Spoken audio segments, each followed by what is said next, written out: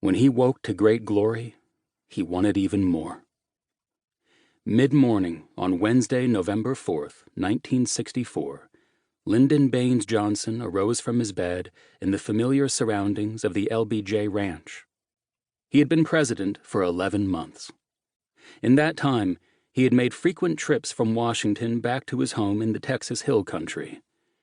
The ranch offered familiar comforts he could not find in the White House.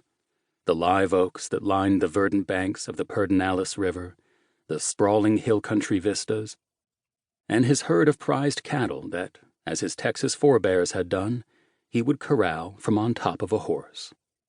And this particular trip home brought the greatest pleasure of all, a chance to vote for himself as President of the United States. It was a pleasure he had not known before. He had assumed the presidency on November 22nd, 1963, in an awful, frenzied moment, his Secret Service agent's knee in his back, his face pressed to the floor of a limousine speeding through the Dallas streets.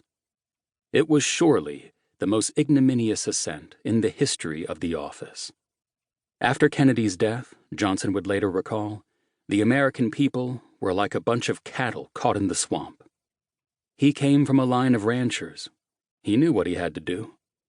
There is but one way to get the cattle out of the swamp, he said, and that is for the man on the horse to take the lead. He had led by example, executing his office with force and resolve and such unstoppable energy that no one would ever doubt that he was the president. But all along, he knew the difference. He had never won the presidency. Until now. The previous day, Election Day, he had risen with the sun. With his wife, Lady Bird, he was third in line at the polling booth in Johnson City, Texas, casting a ballot for himself and his running mate, Hubert Humphrey. He'd spent the rest of the day nervously quizzing aides for any and all news from the various states. Then, just before 7 o'clock that night, NBC News called it. It would be a Johnson victory over the Republican candidate, Barry Goldwater. The margin, the network predicted, would be astounding, something greater than 20%.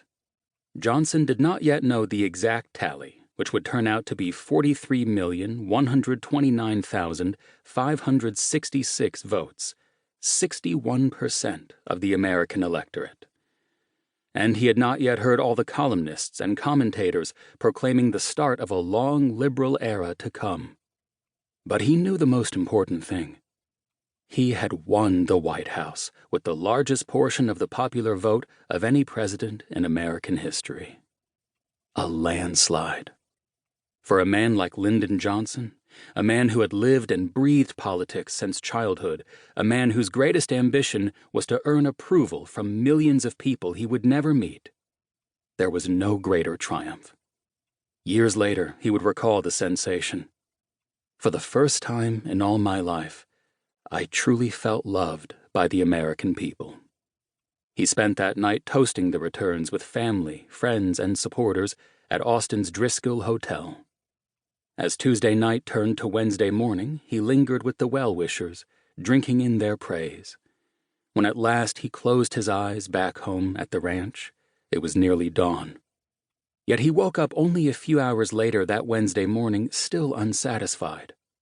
Through the night, he had nursed his private resentments. Goldwater, or that son of a bitch, as Johnson referred to him that day, had never called to concede. Somehow it was fitting that the Arizona senator would bungle the most important custom in American democracy. He had bungled every other rule of modern presidential campaigns. He hadn't shown any interest in moderating his hardline conservative stances after securing his party's nomination. He hadn't spent the fall campaign trying to win the favor of the voters in the American middle, the ones who decided elections. He hadn't shown much interest in winning the favor of any voters at all. And at the end, when it was clear to everyone that he was finished, he hadn't picked up the phone to call Johnson. As the hour grew late on Election Day, long after it became obvious that the Goldwater campaign was over, the candidate's staff sent word that he was analyzing results and would have no further comment that night.